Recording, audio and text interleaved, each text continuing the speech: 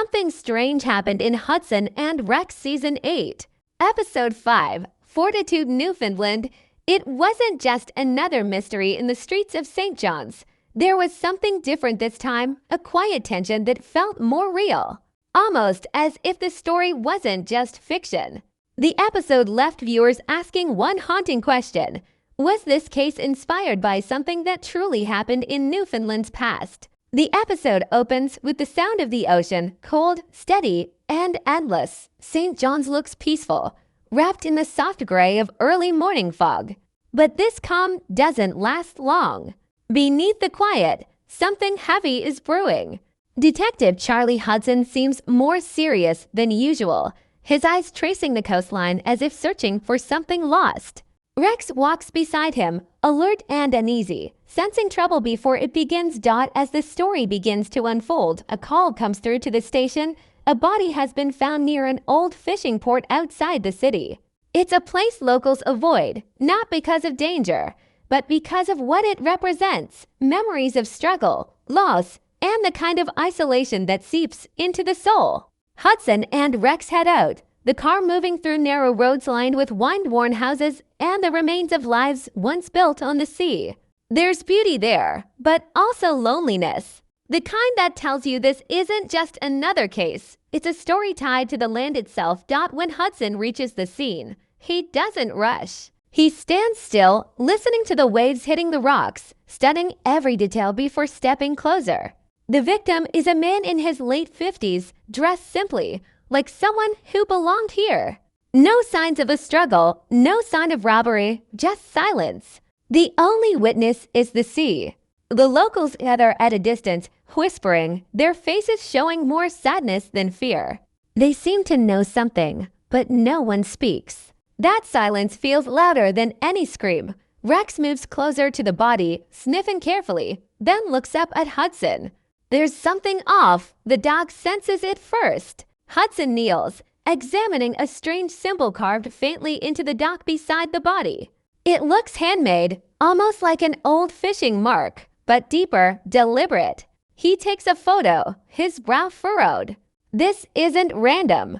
It's a message. As the investigation begins, the camera lingers on Newfoundland's landscape, cliffs, fog, and quiet waters that hide more than they reveal. The island feels alive, watching, remembering. And that's when the episode begins to shift. This isn't just about solving a crime. It's about uncovering something buried long ago. Something the town wants to forget. Rex, ever the loyal partner, leads Hudson down a narrow path near the port where an old boathouse stands half sunken.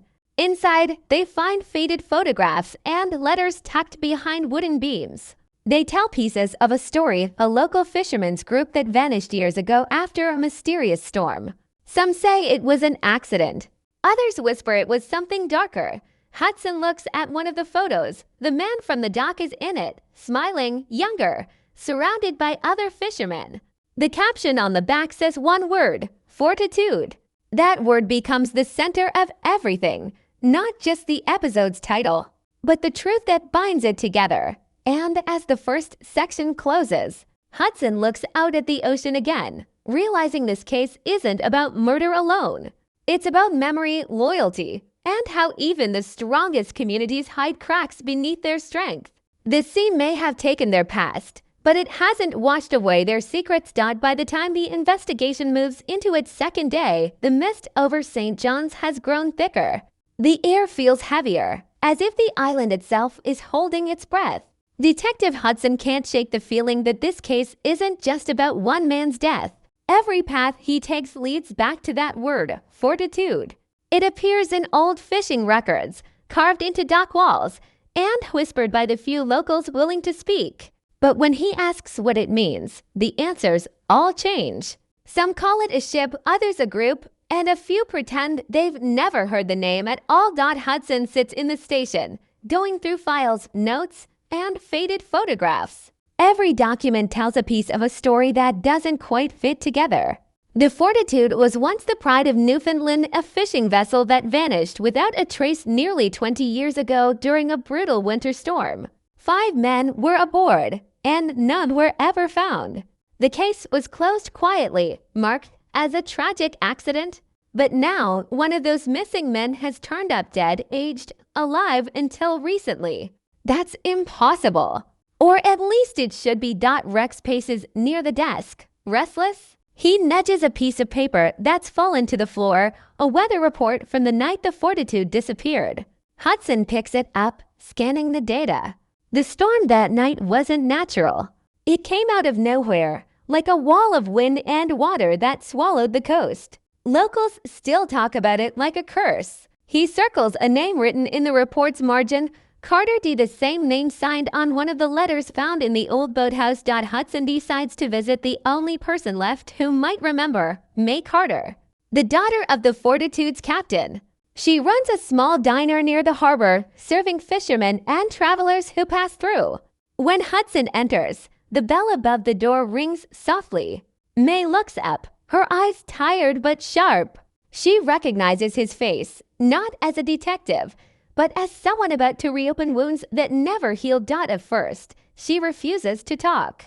She wipes the counter, avoiding eye contact, saying the same thing everyone else does, let the sea keep what it took. But Hudson's persistence breaks through. He shows her the photo from the boathouse, her father among the men, laughing, strong. Her hands tremble slightly as she touches the picture. Finally, she speaks. The Fortitude didn't sink by accident, she says. They were out there looking for something they shouldn't have been. Her words cut through the quiet like a blade. She explains that her father and the crew weren't just fishermen. They were part of a small circle trying to recover old war relics rumored to be buried off the coast. Left behind during the Second World War when Newfoundland was still its own dominion. Some believed those relics were harmless. Others said they were dangerous. Experimental materials never meant to be found. Whatever they discovered that night, it cost them everything. Hudson listens, each piece of her story fitting into the puzzle like a whisper from the past. He asks why one of them, the man from the dock, came back after so many years. May looks out the window, her voice barely above a whisper, because he couldn't live with what they did. Fortitude wasn't just a ship, detective. It was a promise to keep a secret that should have stayed buried. The words linger. Hudson leaves the diner with more questions than answers, the fog swallowing him as he steps outside. Rex barks once, breaking the stillness, his ears pointed toward the docks. Something's out there. Hudson follows his lead, the two of them moving through the empty streets until they reach the old pier again. In the moonlight, something glints on the wooden boards, a small metal badge, old and corroded. Hudson picks it up, brushing off the dirt. It bears an emblem shaped like an anchor entwined with a serpent, and beneath it, the word Fortitude. It's not an official maritime symbol. It's something else, something personal. That night, back in his office, Hudson pins the badge next to the photo on his board. The pattern is starting to form. Every clue points to a pact made decades ago, one that began at sea and ended in silence. The victim wasn't killed by a stranger. He was silenced by someone who still fears what lies beneath those waves. Outside, the fog rolls in thicker than before, wrapping the harbor in a ghostly white. Rex growls softly, staring toward the dark outline of the ocean. Hudson follows his gaze, his expression hardening. Somewhere out there, the truth waits, cold, patient, and unwilling to stay hidden forever. In that moment, Hudson knows this case isn't about justice anymore. It's about breaking a curse that's haunted Newfoundland for a generation. The word Fortitude no longer feels like strength, it feels like a warning. The next morning arrives without sunlight. The fog that had wrapped around St. John's all night refuses to lift. It hangs over the harbor like a shroud, swallowing the edges of buildings and dulling every sound.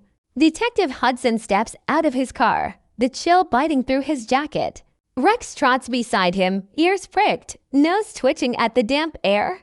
It feels like the whole town is holding something back, something it doesn't want him to see. Hudson starts his day at the docks again, hoping the salt air might clear his thoughts. Every clue he's found so far feels heavy with unfinished stories. The badge, the word Fortitude, the man who came back after vanishing for 20 years. None of it fits the simple idea of a fishing accident. As he looks out toward the gray sea, he can't shake the feeling that the answers are still out there. Somewhere under those cold, endless waves, inside the police station, the mood is tense. Superintendent Donovan watches Hudson pace across the room, his coffee untouched. "You're chasing ghosts," Charlie Donovan says finally. "That ship went down decades ago. The man on that dock just died, maybe from guilt, maybe from old age. Don't dig too deep." People here remember that night. They want it left alone. Hudson doesn't respond at first. He just stares at the caseboard covered in photographs, maps, and scribbled notes. "That's the problem," he says quietly. "Everybody wants it left alone." That's how secrets survive. Later that afternoon, Hudson drives out to the small coastal village where the Fortitude was last seen. The roads twist along steep cliffs, and the sea below looks like dark glass. The village is almost deserted. A few houses, a weather-beaten chapel, and an abandoned fish plant that still smells faintly of salt and diesel. Rex sniffs the ground, leading Hudson toward the plant's side entrance. The door creaks open with a slow groan, echoing through the empty halls. Inside, time has stopped. Rusted hooks hang from the ceiling, nets draped over broken crates. On the wall, Hudson notices faded newspaper clippings pinned in a crooked line. He brushes off the dust and reads, "5 fishermen lost at sea. The Fortitude vanishes in the storm." Another headline below it, "Recovery halted after dangerous currents found near site." The words "dangerous currents" are underlined in red. But it's not the handwriting of a journalist, it's someone else's, someone who wanted to draw attention to that phrase. Rex suddenly growls, low and sharp. Hudson turns just as a shadow moves at the far end of the room. "RCMP," he calls out. "Show yourself." No answer. Only the sound of footsteps retreating down a corridor. Hudson follows quickly, his flashlight cutting through the dim light. The figure slips through a back door and disappears into the fog outside. Hudson gives chase, but the mist swallows everything. By the time he reaches the shore, there's no one there, only the echo of waves and the faint imprint of boots in the mud. But something catches his eye, a single red glove half buried near a rock. He picks it up, recognizing the same pattern stitched on the inside as the one seen in the photo from the boathouse. Whoever that person was, they're connected to Fortitude. Maybe one of the original crew, maybe someone still protecting their secret. Hudson returns to town, his mind racing. He goes back to May Carter's diner, but it's closed. A back in 10 inches sign swings in the wind, though the windows are dark. He peers through the glass. Nothing. The bell above the door doesn't ring this time. Only silence. That night, sitting alone in his apartment, Hudson replays the day in his mind. He lays out every clue on the table, from the badge to the glove. He draws a map of Newfoundland's coastline, marking every point mentioned in the reports. Then he notices something odd. Every mark forms a line pointing to a stretch of ocean known to fishermen as the Drop. It's a deep underwater trench where sonar often fails and compasses go haywire. It's also where the Fortitude was last seen before it vanished. Hudson's heart beats faster. If the ship didn't sink in the storm, maybe it was pulled down or hidden. Maybe someone made sure it was never found. He stares out his window at the dark ocean beyond, realizing the truth might still be out there, waiting under the waves. Rex lets out a quiet bark, drawing Hudson's attention. The dog stands near the door, tail stiff, ears high. Someone's outside. Hudson reaches for his flashlight and opens the door. But there's no one in sight, only a small package on the ground wrapped in brown paper. No name, no address. He takes it inside, unfolds the paper carefully. Inside is a weathered piece of driftwood with the word "enough" carved into it. The message is clear. "Stop digging." Hudson exhales slowly, his jaw tightening. "Looks like we're getting close, partner," he murmurs. Rex nudges his hand as if agreeing. Outside, thunder rumbles in the distance, faint but growing. The storm that took Fortitude is coming back, and this time, it's bringing the truth with it. The storm rolled in before dawn, the kind that feels ancient, like it remembers everything the island wants to forget. Wine tore across the harbor, rattling the windows of St. John's, and rain slammed against the roofs like the sea itself was angry. Detective Hudson stood at the edge of the pier, soaked to the bone, eyes fixed on the horizon. He wasn't supposed to be there. Donovan had ordered the case closed hours ago. The official report was done, the paperwork clean, the truth buried again. But Hudson wasn't done. He never was. He'd spent the night piecing together the last fragments of the puzzle, the badge, the glove, the newspaper clippings. Every clue pointed to one place, the drop, the deep trench where the Fortitude vanished 2 decades ago. Hudson had seen the sonar data. The ship wasn't destroyed. It was resting there, intact, deliberately sunk.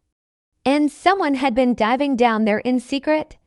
He couldn't prove it yet, but his instincts screamed it was true. Rex barked sharply, his coat glistening with rain. The dog paced near a set of old crates stacked by the water. Hudson followed, pulling one aside, and there it was, a rusted diving cylinder marked with the same serpentine anchor emblem from the badge. Recent scratches along the metal showed it had been used. Whoever left the package at Hudson's door last night had also been here. They were watching him, warning him. He took out his flashlight, scanning the shoreline. Through the sheets of rain, he saw a small boat tied loosely to a dock post, engine humming low.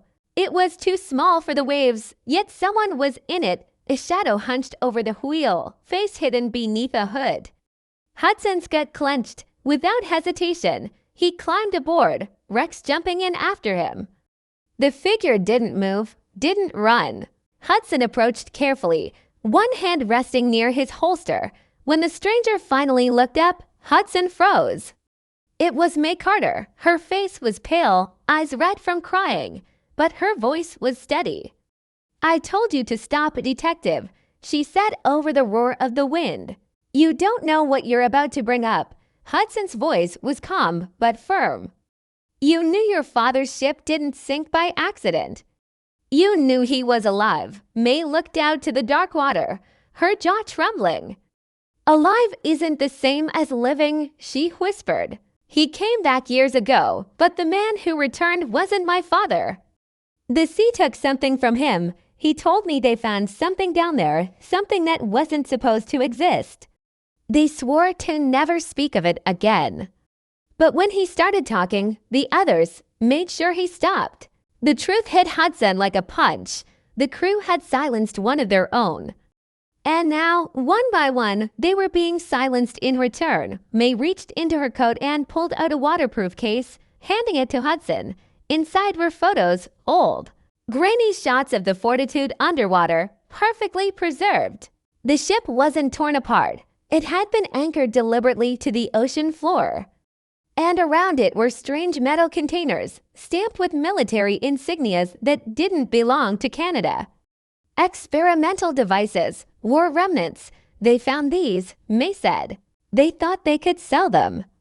But when they opened one, she stopped, shaking her head. "My father said it was like the sea came alive. People died. The government sealed it off, but the truth was too messy, too shameful. They blamed the storm instead." Hudson stared at the photos, his mind spinning.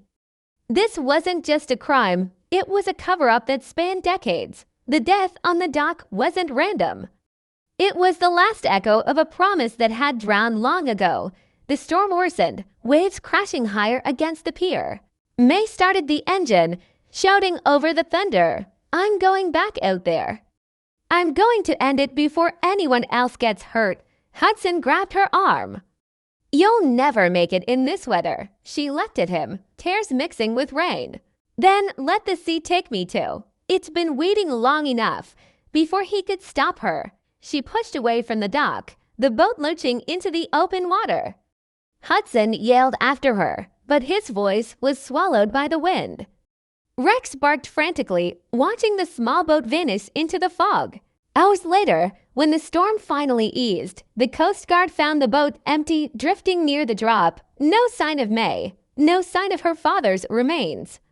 Only the same endless waves. Hudson filed his final report the next day, the official. Story said May Carter was lost at sea during a rescue attempt. But on the back of the report, Hudson wrote 3 words that no one else would ever see. Fortitude never ended. He stood once more at the pier, Rex by his side.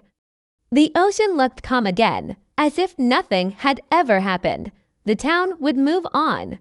People would go back to their quiet lives. But Hudson knew the truth now. The sea doesn't forget, and neither does Newfoundland. Every wave carries a memory. Every storm a reckoning dot. As he turned to leave, Rex paused, staring at the horizon. For a moment, Hudson thought he saw something glimmer beneath the surface, a flash of light, or maybe a reflection. Then it was gone, swallowed by the deep. Hudson whispered under his breath, "Fortitude." It no longer sounded like a name, but a vow. And as the screen fades to black, the sea keeps its secret, restless, alive, eternal.